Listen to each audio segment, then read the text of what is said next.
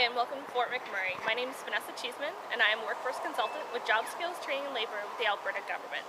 Today I'm going to talk about labor market information. I'm going to share not only information about the Fort McMurray specific labor market, but labor markets within your region and how to find your information. Fort McMurray has one of the strongest economies in North America, and that's due to Alberta oil sands and the actual oil deposits here in the Buffalo region. Over 55% of Buffalo's population is 35 and under. From 2000 to 2012, our population increased by 125%. So what does this have to do with labor market information? Well, labor market information is about the people that are surrounding you, the jobs and salaries, the industries, future trends and conditions, and statistics.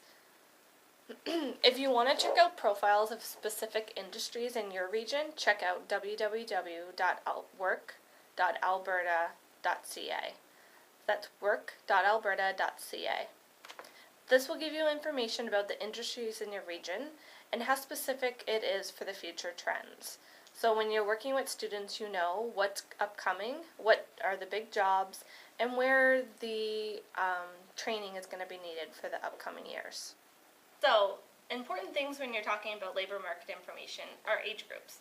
You have to prepare for the future and current workforce. So you as C&G consultants, when you're working with students, it's really important to understand the labor market currently and where it's going to be in the next couple of years. It's important when you're working with the students to also know what schools and what trends are happening. So what comes with the growth of a community? You have new schools, you have new hospitals, you have new services. It's not just one oil industry, there's other sectors that come with that and experience growth. So in Fort McMurray, of course, we have jobs in oil and gas. We have surface and SAGD. We have pipelines, and what comes with those pipelines are camps. And what comes with those camps are services to the camps. When you're talking about open pit mining versus SAGD mining, you have to be aware that different jobs come with different sectors. So for open pit mining, you have jobs in trucking because they are hauling the gravel, and then you have jobs in construction because they're building the mines. So SAGD mining is when you have steam assisted, and what happens is you need pipe fitters, you need instrumentation techs for those positions, as opposed to the trucking and the hauling in the open pit mining. So there's a large difference between SAGD and open pit mining when you're talking about careers and what students should be looking at when they're going into careers in oil and gas. So look in your area, think about what labor market information is around you.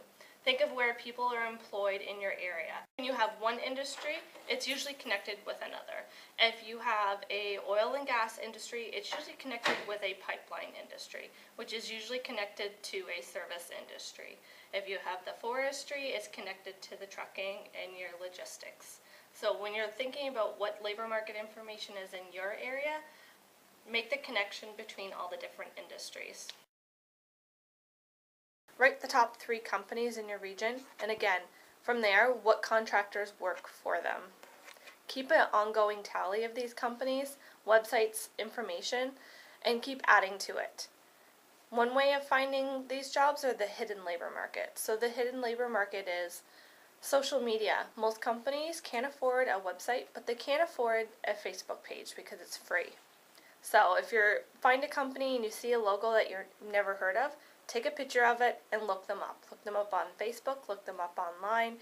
They might have information that you just never heard of. Most of the larger companies have contractors that they contract out to, and a large portion of the work goes to these contractors. Another thing is the word of mouth.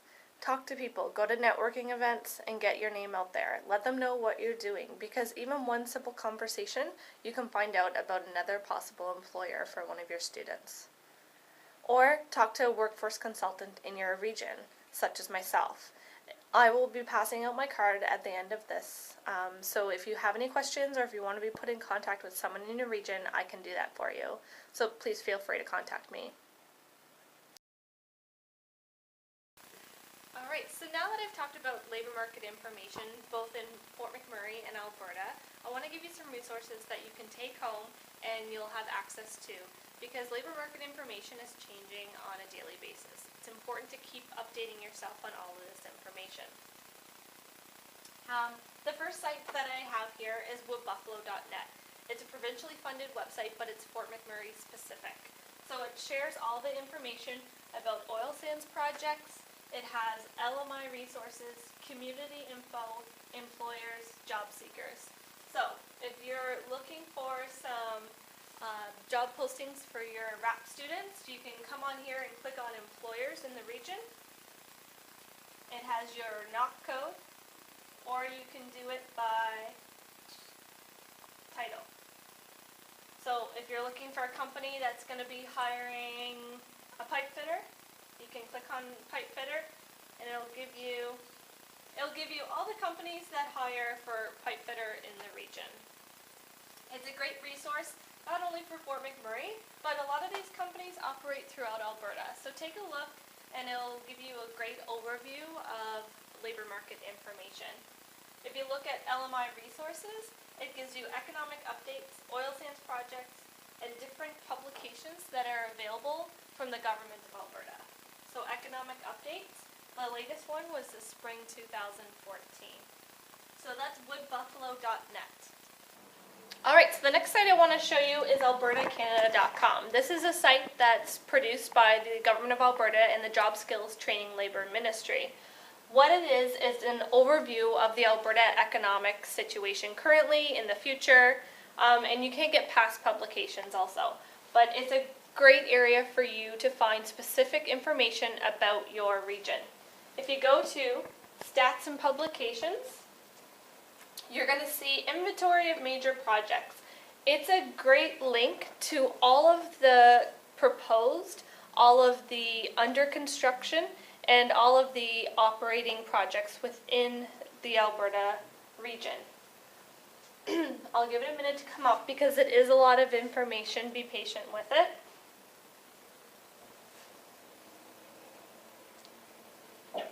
So inventory of major projects. You'll see all of the little bubbles here are all of the projects that are currently and proposed happening in Alberta. If you move down to the bottom of the page, you'll see you can make it specific to your region.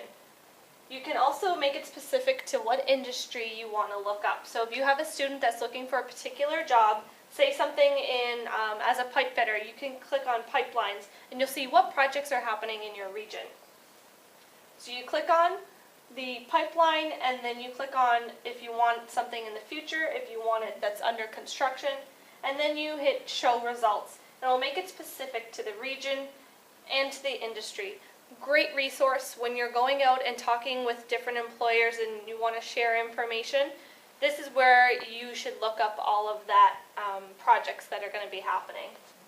So before, when I talked about the information and how you hear radio announcements and new projects happening, this is the site that you would find it on. We also have economic highlights. And you also have the economic dashboard. So if you click at the end to economic dashboard, this gives you an overview of Alberta's economic situation currently, and it goes from month to month. So you can see in July of 2014, our unemployment rate was 4.7%. If you want more information about a particular area, you can just click on it and it'll give you more. You can see our motor vehicle sales were up, and all of the arrows give you an idea if it's up or down.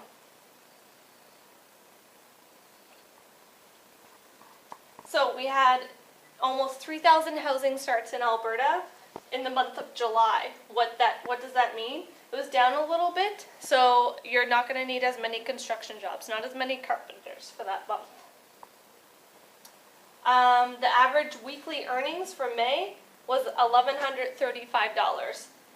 All great information when you're talking to possible students and they're trying to make decisions on where they want to live and what project or what trade they want to do.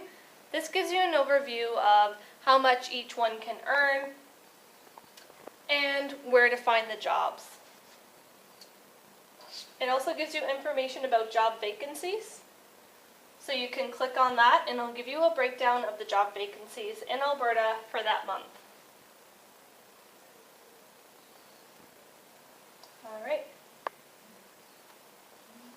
It gives you the percentage change from year to year.